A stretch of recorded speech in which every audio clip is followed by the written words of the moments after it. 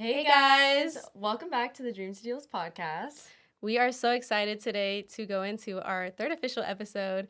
We are obviously two entrepreneurs here in Houston, Texas, getting insights from successful business owners. We have our special guest today, and we cannot wait to tell you guys all about his journey. We have Eddie Jackson, Chef Eddie Jackson, here with us today. If you like What's to going say on, hi. y'all? Woo, This is yeah. so cool. Look at Thank y'all. you so much. Little entrepreneurs. I know. I love it. I know. I love it. We love it. And we are so excited to have you here today. The first thing we did want to get into was your journey from going from NFL to being an entrepreneur. And if there's anything from the field that you've taken from being a chef and also being an entrepreneur, and if there's anything you kind of wanted to touch up on that topic. Yes. And also just how you got started too. Yeah. Yeah. So my journey is very crazy. So first of all, I grew up in a family where we're all kind of like entrepreneurs. My granddad, he had a third grade education, but he always had businesses of his own. So he had a store. I remember having like a little corner store. Yeah. He had a farm. So obviously he was selling like produce and things like that. And so I was always around things like that. So at a young age, I was like, I want to work for myself. I can't see myself ever working for anyone. Plus I have ADHD. So she keeps on self-diagnosing herself with this. Yeah. So I think that's what she does have. Yeah. So my brain is just like, everywhere, in the middle of the night, like, I got an idea. Yeah. Exactly that. So yeah, just at a young age, that was something that was instilled in me. It's like entrepreneurship, things like that. But as far as the food thing goes, my grandmothers were chefs. So my mom's dad and my mom's dad, can't talk. My mom's mom and my dad's mom were both chefs. And so I kind of grew up around food at a very young age. Everybody in my family cooked. So I remember I was like 5 years old, helping my mom cook biscuits, literally. Yeah. So one of my things I tell people, like, how'd you get started with cooking? I was like, it all started with a biscuit. Yeah. So that's how I got started. And so obviously I was very athletic as well, but I always cooked. Cooking was something that was really close to my heart. And so I cooked all the time. And then so when I was in college, I used to this was kind of really where the entrepreneur kind of got started. I would always have people over to my house. I would cook all the time. Cook all the time. So people were always at my house, and I didn't have any money in college, like a lot of college kids back then. And so I got the bright idea. I was like, these guys are missing home cooked meals. So I started cooking, and then I would sell the plates. No way. Like to go plates. Because people do that nowadays. Like people do that in high school. They'll sell like plates. Yeah, so I was doing that back then. So I was selling plates. He started it all. Yeah. So I was selling plates to my teammates, like literally out the back of my, we stayed off campus. So we had a sliding door like right off the kitchen. And they would come in and get the plates. And landlord thought I was selling drugs. Full drive-through. He thought I was selling drugs. People coming in at 2 o'clock in the morning. He's like, what you doing? I'm like, man, it's meatloaf. Yeah. That is hilarious. Meatloaf Monday. Yeah. He's like, you want some? Yeah. That's so, crazy. so that's really, truly how it got started with me, like as far as like entrepreneur and things like that. And I was like, wow, this is definitely what I want to do. I want to do something where I'm working for myself. Right. And that started like really in college with me. That's Wow. amazing. Yeah. We have one question that we usually want to ask every guest here. So going back to like our dreams to deals, when you look back, when you were young, what was your dream and like what first inspired you? And then how has that evolved into like your journey or the deals that you've made to this day? Well, let's see. So I knew, obviously I wanted to play professional football. That was like my biggest goal. And I was blessed to do that. But like I said before, I really and truly wanted to work for myself. And so after I had to retire from football very early. I got hurt really bad. And so I played like 6 years. And so when I retired from football, I kind of went through a kind of like a dark phase. Like, what people don't realize when you play like a professional sport, when most people graduate from college or finish college, they go right into the workforce, right? And so with athletes, you don't go into the workforce. And then now you're retired, like 30 years old. You're like, what do? I have no experience in any job field other than whatever sport I was playing. Yeah. So I'm sitting there with a college degree, excuse me, and I got my degree in business because I knew I wanted to do something in the business world, entrepreneur, things like that. So I'm like, what do I do? And so I asked my dad, and he said, what else do you love to do? I was like, cooking. Yeah. So he's like, that's it. Find That's something amazing. to do within the in the cooking world. So that's what I want. I knew that's what I wanted to do at a very young age. I just didn't know what. Yeah. And so what I did was I started a catering company. And so what I did, after I retired, I went to all the teammates that I had. I lived in Miami at the time. And I said, hey, man, I'm starting this catering because everybody knew I cooked. That was the thing. Everybody, Right. Eddie cooks. Yeah. So I say, look, y'all got any parties or things like that at your house or anything? Let me cater it. I'll cater it for free just to get the word out. So I did that for like a year or two. And then like finally the word got out. And then I was like, all right, now y'all know what I can do. Yeah. Now I started. So, We put it Yeah. together. shit, can we cuss on here? Yeah. I'm like, Don't worry about I'll it. start charging your ass. Oh my god, so that's real. Like, That's real, like- because like most businesses, they start off as like nonprofits. Yeah, And then Right. that is like sometimes when businesses start, they don't realize that sometimes you do have to come out and do Yeah. nonprofits Yeah. to get your name out there. Because if no one knows about you, then how are you going to advertise? You're investing so into it. I Yeah. think that is like a very important piece that you brought in. The biggest 'cause- thing with business is, especially when you're starting a business, no matter what type of business it is word of mouth. And so Right. that's what I was building up, just word of mouth. You know, Exactly. people coming up to a party, they're eating the food, and it's like, man, who made this? Eddie did. Yeah. And that just, just going and going and Yeah. going, so it became word of mouth. And then that's how I built my catering business. That was Nice. that's like the first business that I really had was Yeah. the catering business. And then so after the catering business, how did you go into getting on Food Network? Like, how was that process? So I never had any aspirations of being on TV or anything like that. The catering business was good. Like you make really good money in Right. the catering field, catering world.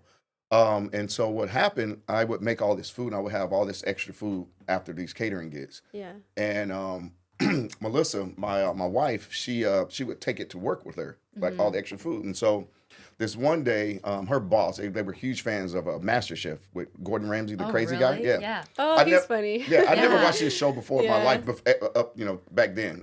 I saw it, but I didn't really watch it. Mm-hmm. And so as a prank, they enrolled me into MasterChef because he's like, man, he's like, Eddie can cook so good. He should be on MasterChef. Yeah. But they didn't tell me. So I was at the gym one day. Oh my I was at the gym. gosh. I was at the gym. That's crazy. I was at the gym one day and I get this call. I'm like, California? I was like, I don't know anybody from California. Wow. They was like, hey, this is producers from MasterChef. Wow. We want to see if you want to come down for this audition. I was like, click. I hung up the phone. Oh my Called like gosh. 3 times. So later that day, I'm at, Melissa comes home from work and I'm like, yo, I got this call from like, Yeah. that crazy guy that's cussing all the time. Melissa. She was like, oh my God, they called. And I was like, what do you mean? She's like, we did it as a prank. We didn't think they was actually going to call. Gosh. So then I called the lady back and I was like, yeah, I'll come down for the audition. So I go down yeah. on this audition. And y'all want to hear the whole story? Yeah. Yeah. All right, so I go down on this audition, right? And it's hundreds and hundreds of people there. Mm-hmm. So they only take 20 people, right? So, and me, I'm not like over the top. Like, I don't do all the extra Right. stuff, right? So they take you in groups of like 20. And it's like, look, you have 3 minutes. You're supposed to bring a dish so they can taste it, right? Just bring a dish. That's all they say. Just bring something so that we can taste. So they give you 3 minutes to prepare your dish, right? So these people, they had like burners and like they was flambeing stuff and all this stuff. And I just made some gumbo. And like I had it in a thermos. And then it's like I'm looking at the clock and I'm like, it's 30 seconds left. And I was like, and I just sat it right there. Everybody, they had like lobster and like all this stuff. Damn. And everybody's looking at me and I was just sitting down like this. Just And I see them, chilling. they come around and they taste. And then if they like it, they tell you to go to the next room. Right. Like all these people had all this extra stuff, Wow. Yeah. and nobody went to the other room. And they came to me and they, it's just a cup of gumbo. The lady, she ate it. She looked at me. She was like, "You go to that other room right now." No way. And I was like, "Okay." I think that's just Wow. so like less is more sometimes. Yes, Yeah. less is more. And Yeah. I think, Be as yourself, too. exactly Yeah, being just- in the beauty professional industry, and sometimes it's like sometimes you are your brand Yeah. and like Yeah. what you carry into the business, and like sometimes people just have a lot of clients because their clients love them, and it's Yeah. sometimes not even the service, and then sometimes the service is just amazing, you know. Yeah. So I Right. think less is more Less is is like more. just going back onto that. Mhm. Another one I wanted to touch on. So I know with a lot of entrepreneurs, they came from different backgrounds. So people that are in the military, people that have been in sports, more professionally than anything, and even some healthcare providers.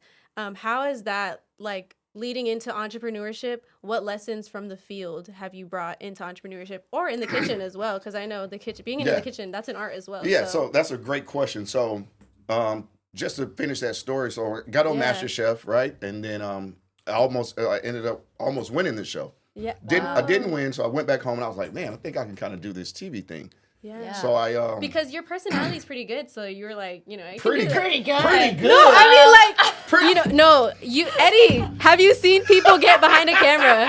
Have you seen people get behind a camera though? Cut. Guys, Eddie is my neighbor, you're gonna make I see him all the time. Like it's not like I'm not being rude to our guests. See if I wave at you again.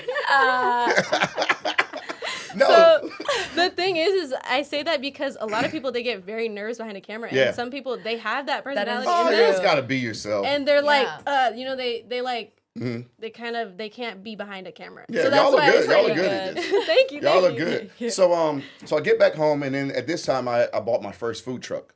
Right, so I buy a food truck. It's called the Caribbean Grill. But I was living in Miami, and Miami is like Vegas with a beach. It wasn't like a food scene, you know. It was just like party. Yeah. I did a lot of partying in Miami, so I was like, I got to get out of here. So I was like, I got to get back to Texas. I'm originally from Dallas, so I was like, Texas is where it's at with like food trucks and the food scene, everything. So I was like, either I didn't want to move back to Dallas because that's where I grew up, and I didn't want to kind of be around the same people that I grew up. You know what I mean? Yeah. So I was like, it's either going to be Austin or Houston. Austin at the time was like really saturated with like food trucks.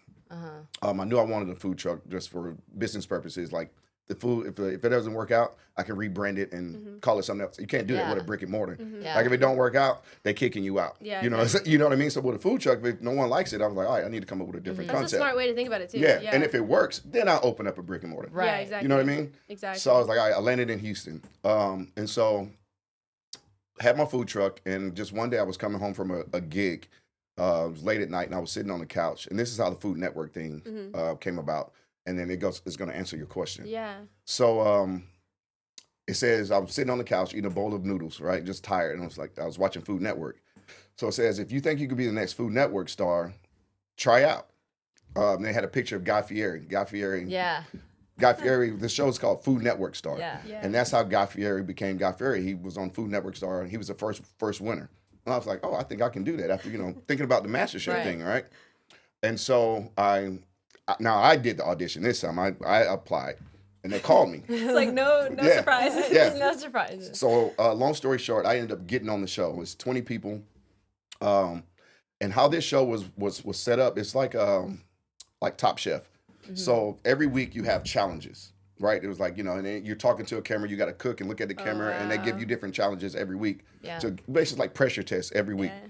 And so to answer your question, so in football, it's all about preparation and learning from your mistakes. Yeah. Right? When we after a game, we watch film on the game. It's like, okay, you did this wrong, you did this wrong, you did this wrong. Yeah. Now you need to correct it.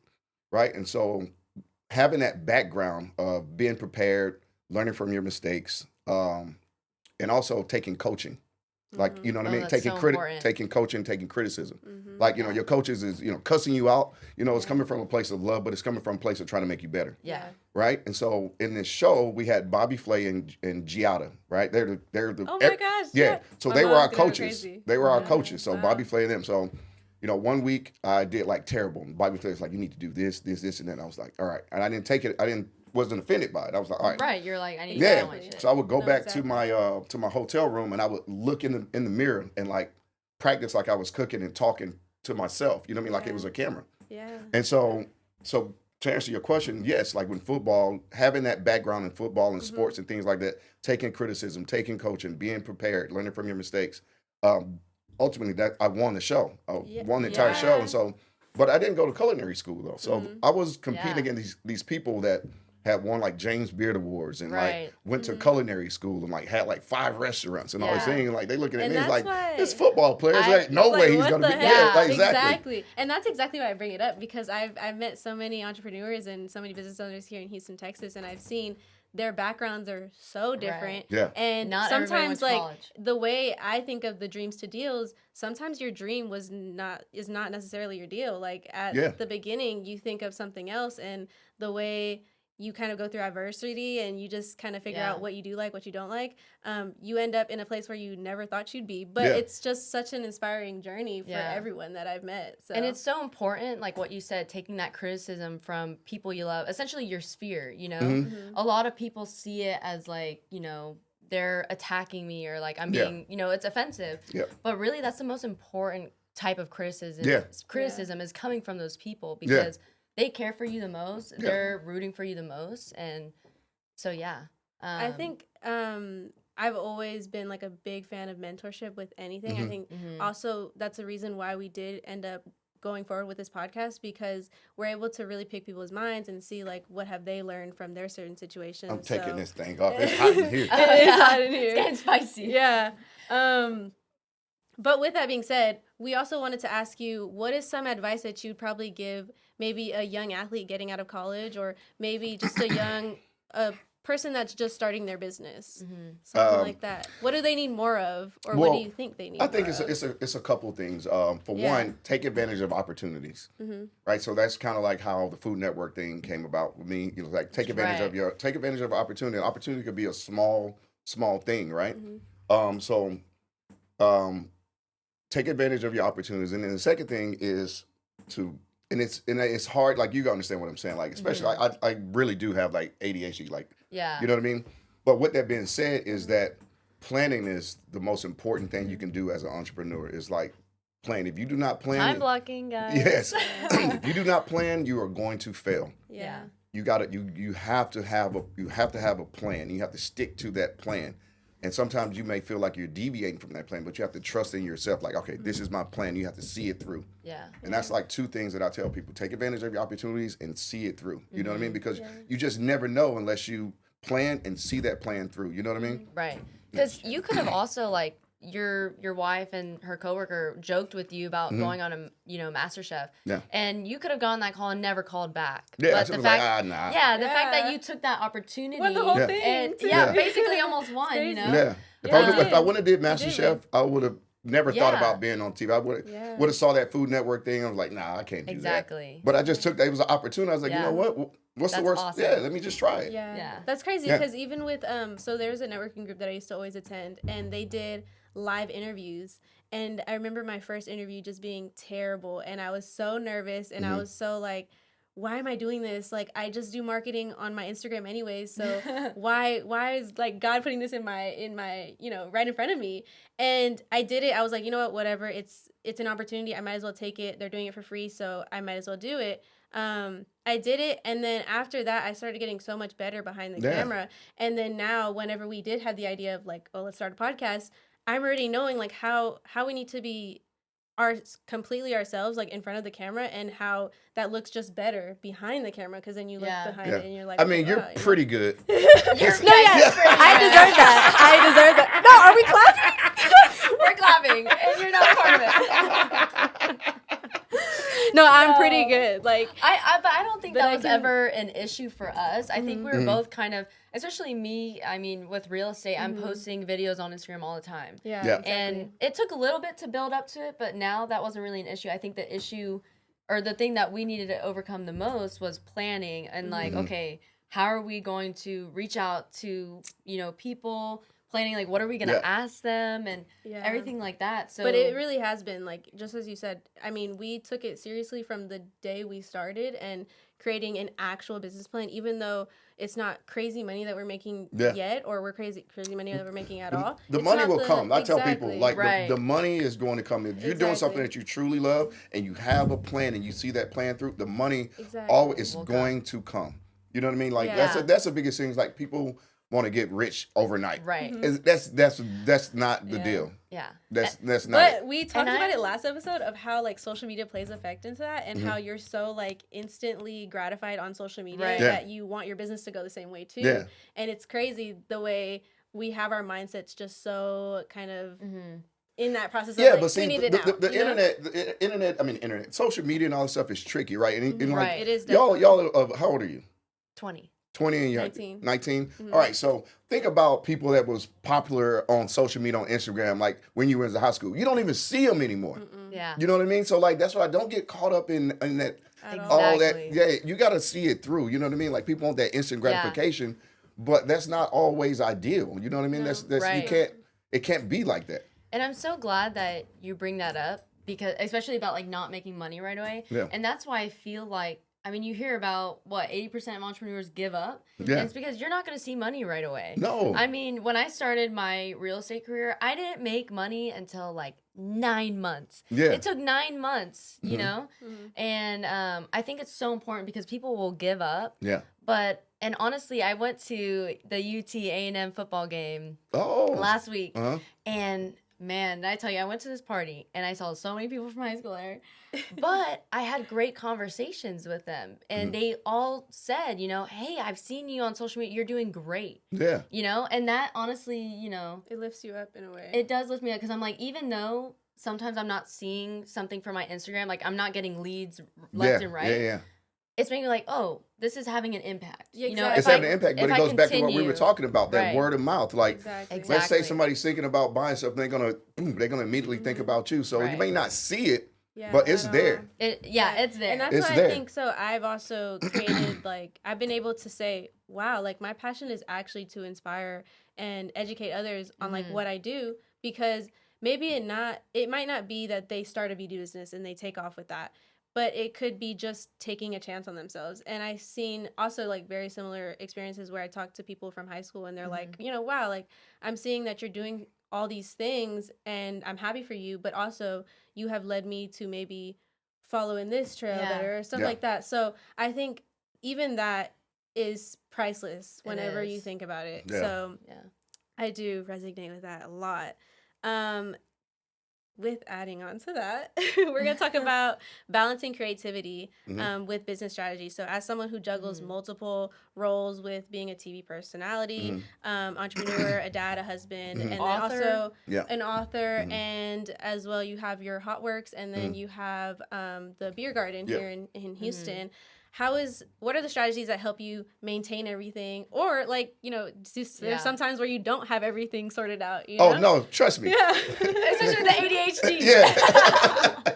So, I mean, like, I'm the type person that I have ideas all the time. Just one day I got up and I was like, I'm going to write a cookbook.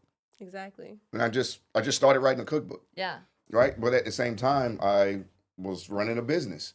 So, but the thing is, you got to prioritize things, right? So for me, I was like, look, I'm going to give myself a year to write this cookbook. Sometimes it takes people 2 or 3 years. I was about to say, how is that? Because I know the a lot of process long book nights. It's not easy. It's not like easy. a little journal where people Be honest with you, writing a cookbook is probably like the hardest thing that I've ever done. So I have 100 recipes in this book. Yeah, I right? saw. Called Game Day Eats.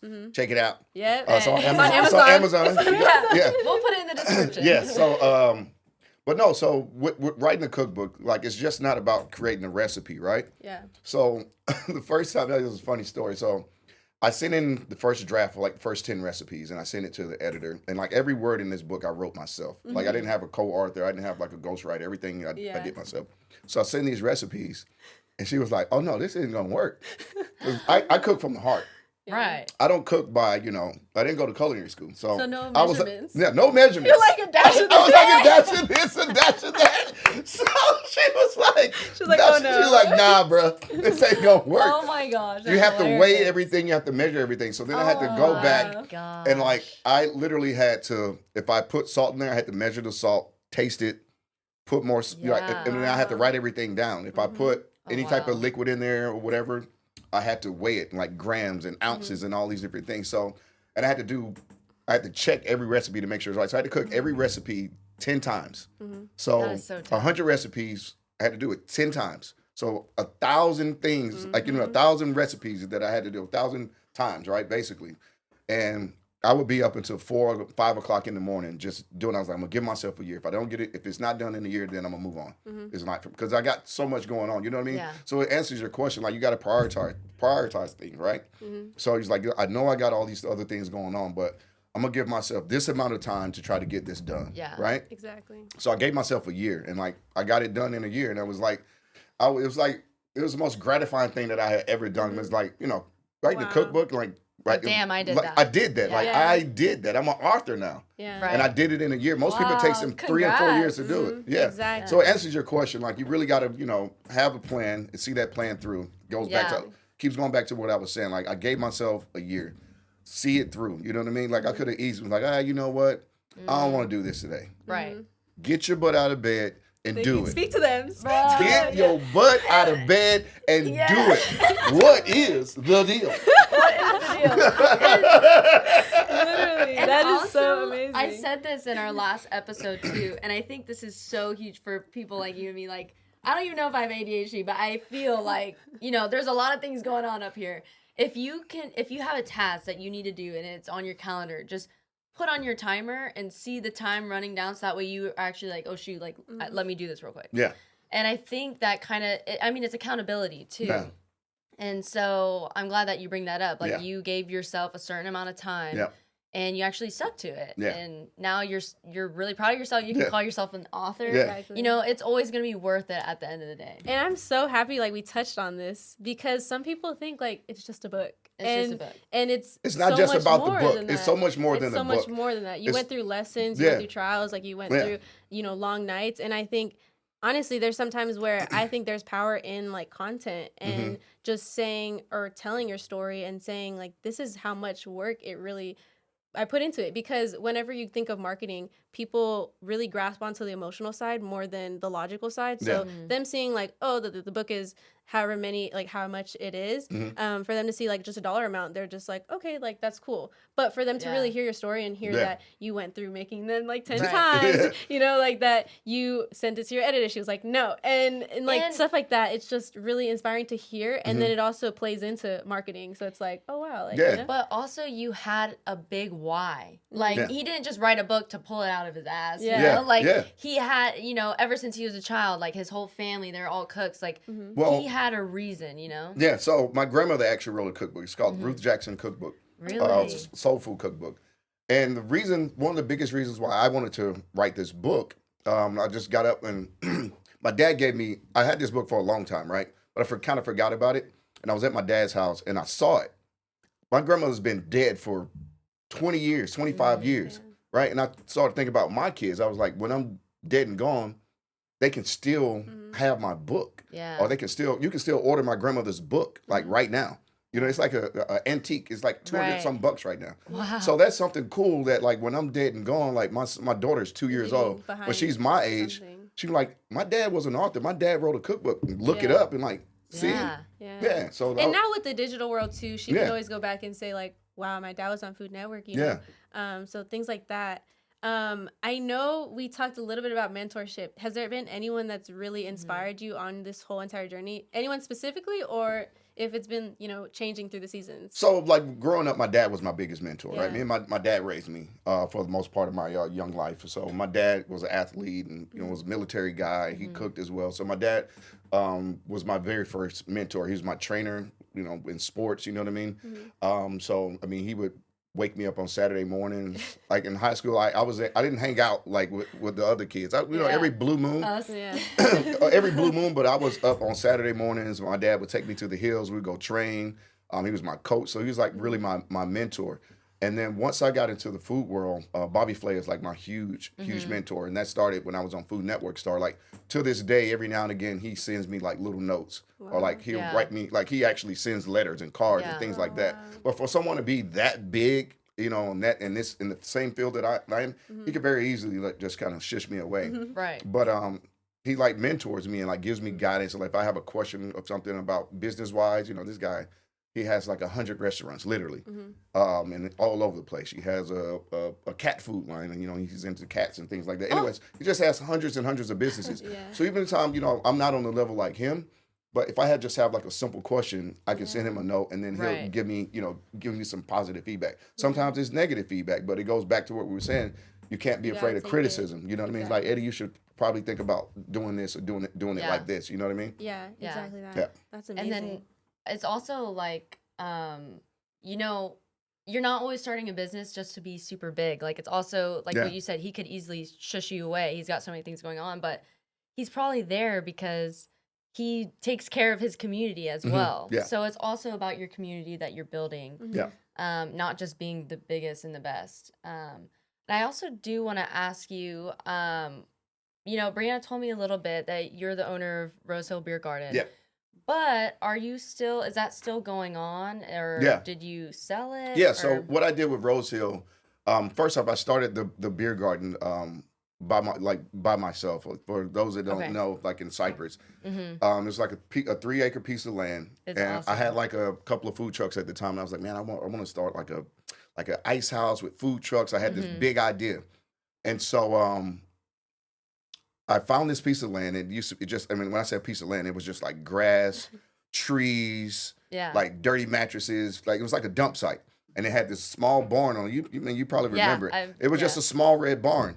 And so I did the deal, and so I got it. And so being that beer garden, everything on that beer garden except for the pavilion, I built myself. Like myself, and I had a couple of my friends help me. I cleared the land. Yeah. I put down the gravel. I built the shipping containers into bars. Like I did all that stuff myself. You know what I mean? So Yeah. It's been open now for 6 years. Mm-hmm. And so it kind of got to the point where with my traveling, with the Food Network, and then I have 2 kids now, and I have other businesses. I was like, man, I really need to try to do away with this beer garden. Not do away with it, but I need to try to free my time up. Yeah. Because I kind of built it up to where it is now, right? And I was like, all right, I can't take it any further, right? I'm just me. It's not a corporate entity. It's like me. When something goes wrong, they call me. Like it's like, you know what I mean? And I have You're to be the boss. I'm the boss, right? And so it's not like other places that you see, like Little Woodrow's. Like that's a corporate entity, like things like that. And so I couldn't see myself turning it into that because it was never built for that, right? And so what I did was I worked out a deal with a company that has they have multiple restaurants. So I sold like 80% of it.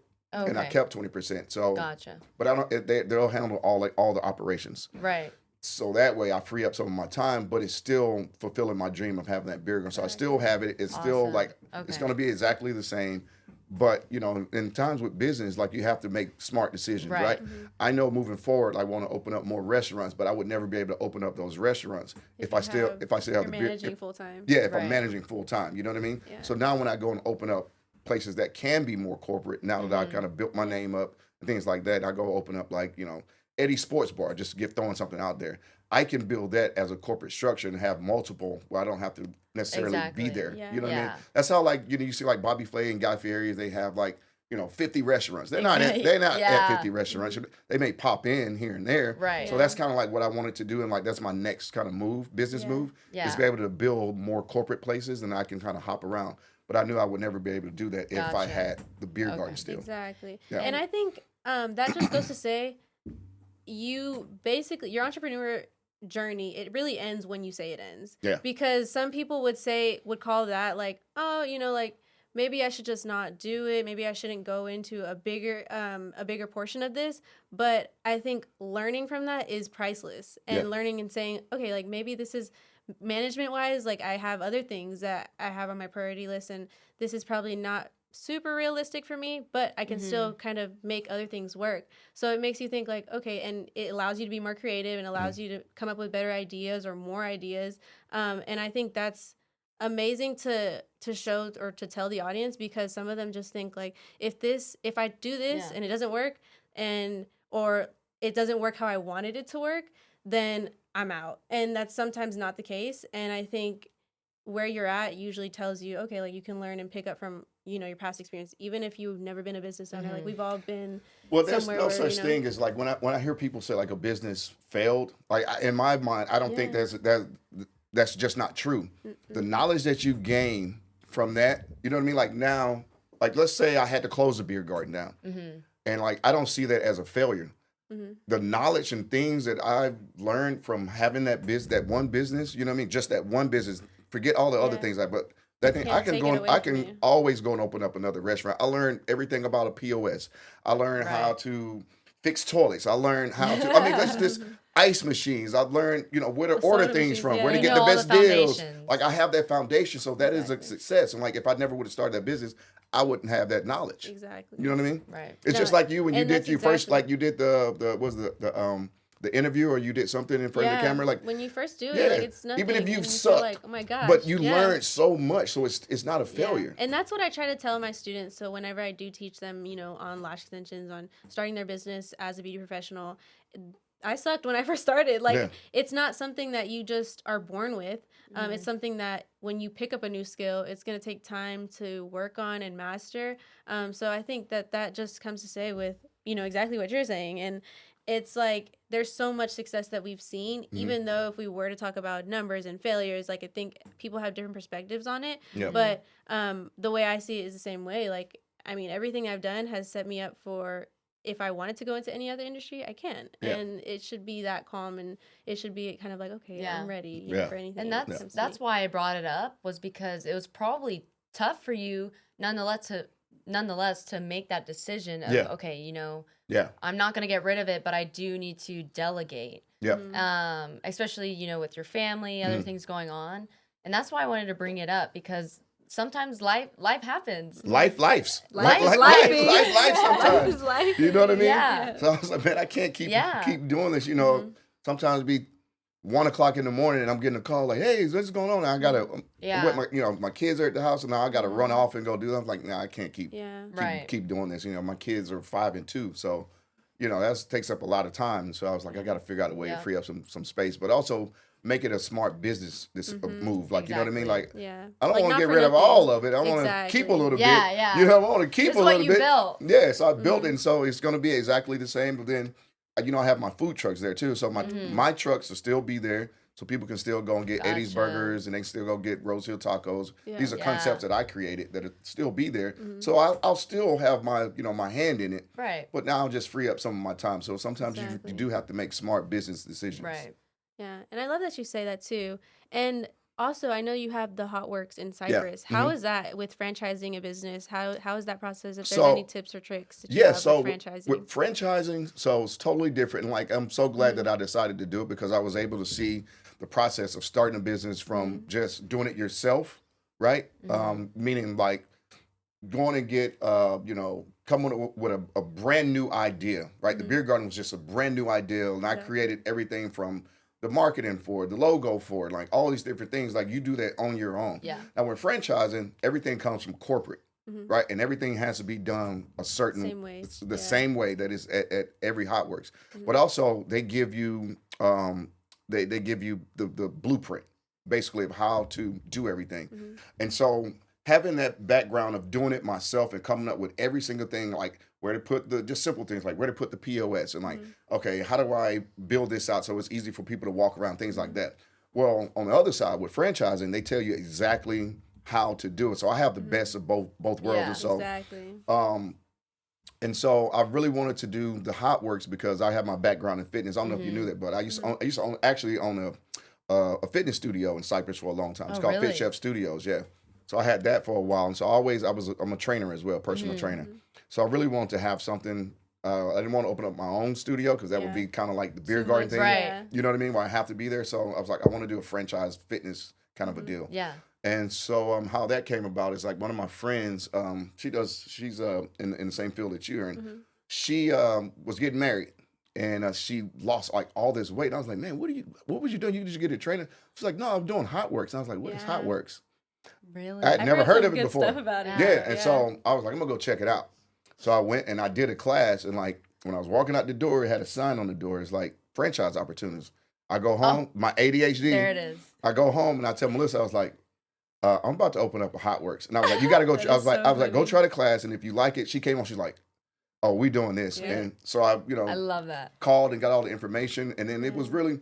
I wouldn't say it was easy, but it was a lot easier than opening up the beer garden. Doing it from scratch. Yeah, but the only thing is like you have to do exactly what corporate says. Like you can't to the point where it's like you can't put towels a certain way. But it's cool to see both sides because like now having that background, I feel like I can go and open up any business. I know how to do it corporately. I know how to do it just freestyle. Basically, that's what you're doing when you're doing it on your own. It's just you're freestyling it. You know what I mean? Right. And so now we're working on our second location. It's been open January will be a year on the Hot Works. And what are some of the benefits? I know with Hot Works, I know just a little bit about it. I know that there's usually like saunas when you're working out. What are some of the benefits of working out in those saunas? Yeah, so it's infrared. It's infrared training. So it's just like basically kind of like how I tell people. It's like doing Peloton but in a sauna. So each sauna has a screen in it, and we have classes that start every 15 and 30 minutes. So we have bar, we have Pilates, we have hot yoga, we have spin, row. It's popping. Yeah. We have a class. It's all for ladies out there. Get that booty nice and tight. Right. It's called hot buns. You know, hot buns. You just in there. Something like, Oh no, he's showing us. Get that booty nice and tight.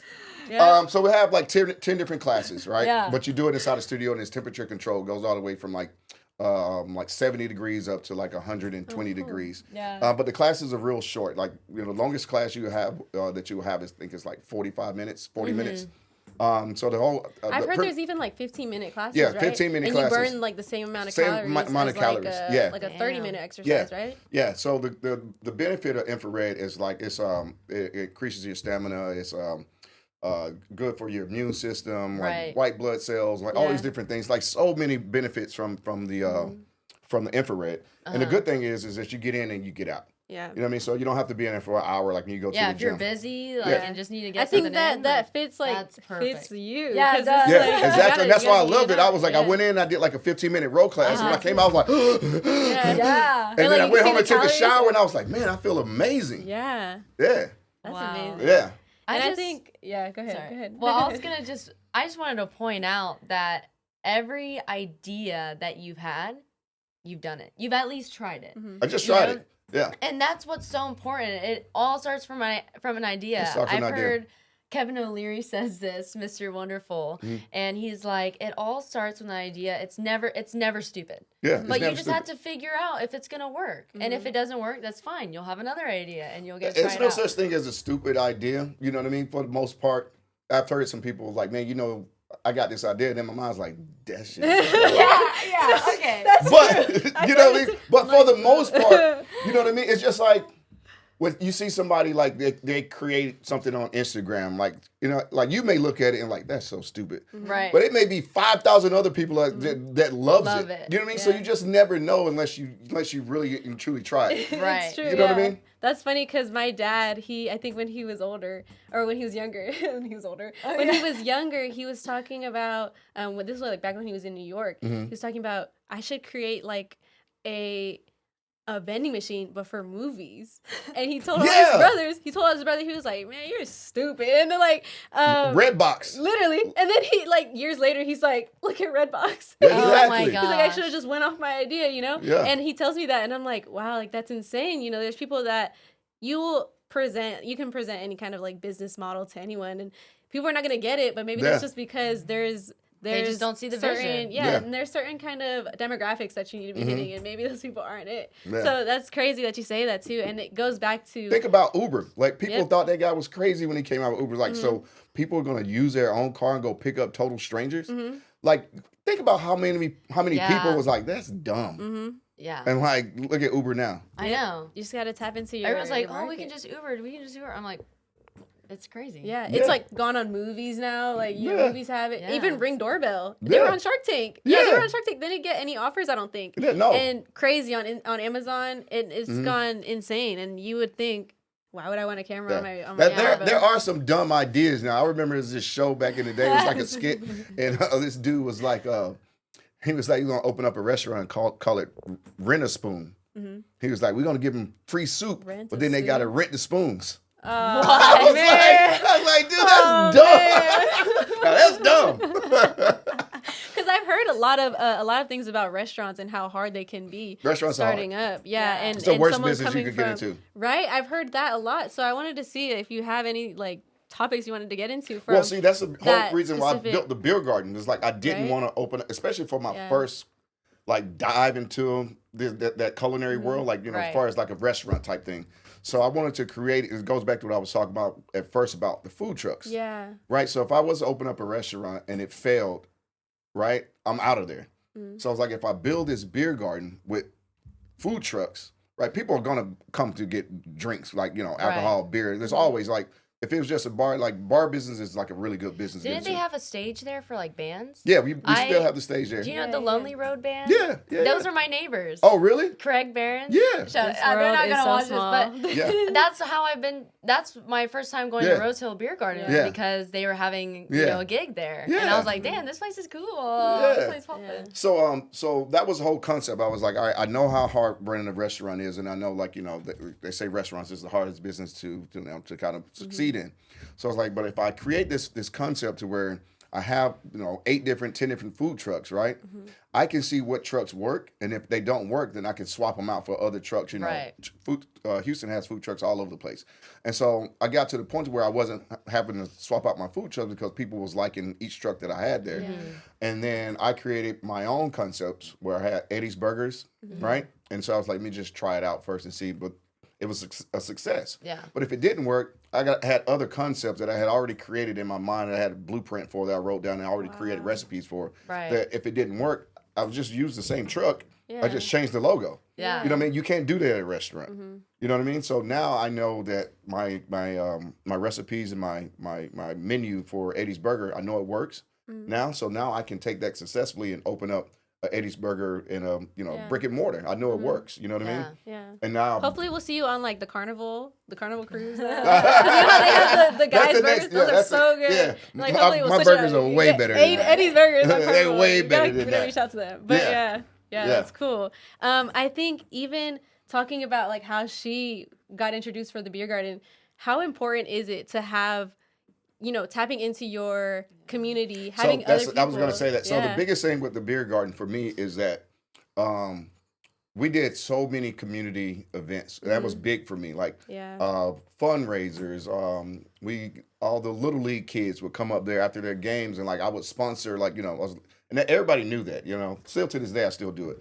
But I would sponsor anything in the community. I would let people hold events there for free. You know what I mean? It's like just buy some food, but you can do it free. So we got known for doing a lot of things in the community, events and things for the community, fundraisers, and we did a whole thing for the military where we did a salute to veterans. We had all these veterans come out and we fed them for free, and they got to drink and just for free just for one day. We don't need you to worry about anything. We would do that every year. Yeah. So we do all these things in the community, but it goes back to the very first thing that I said at the top of the show. I was like word of mouth, and so what happened was like the word got out and people support. Like think about being in like an area like Cypress, we're big on community, like out there, and everybody pretty much you're like one person away from knowing somebody, right? So it just got to the point to where we didn't even have to market anymore because it's like the word was out, like this is the spot to go to. That's amazing. And you would go to the beer garden on the weekend, and you couldn't even get in the parking lot. People would have to park on the street just to get in. You know what I mean? It's a great problem to have. Yeah. Good and bad. Even you being you get Karen from across the street. Get mad. There's always one of them. It being your place, you're like, this is a good problem to have, but it's also like I want to. It's stressful. Stressful. More people, more stress. Yeah, more money, more problems. More responsibility. I don't think we want to be quoting Diddy now. Literally that. Diddy didn't say that first, right? He didn't, but it was on his. It was on. Right. But even talking about like events, how did you get people to come to your events? Because I have some friends that they are in like the networking and they want to host events. Yeah. What would you say like are some tips and tricks on? So I would just go out to different groups. So I would go out to different like little leagues. You know what I mean? I started out with that, and I would go to the real estate association. So we do a lot of real estate events at the beer garden. So I would just look at the different organizations within my community, and I would just reach out to them. And I was like, hey, I have this. I can offer you this. Like, how can we barter? How can we do something? Chamber of Commerce is really good as well. Like your local Chamber of Commerce is another avenue that you can look to. But with this, like I call it like business of business marketing, right? So like collaborating. That's the biggest. That's a great tool that you can do.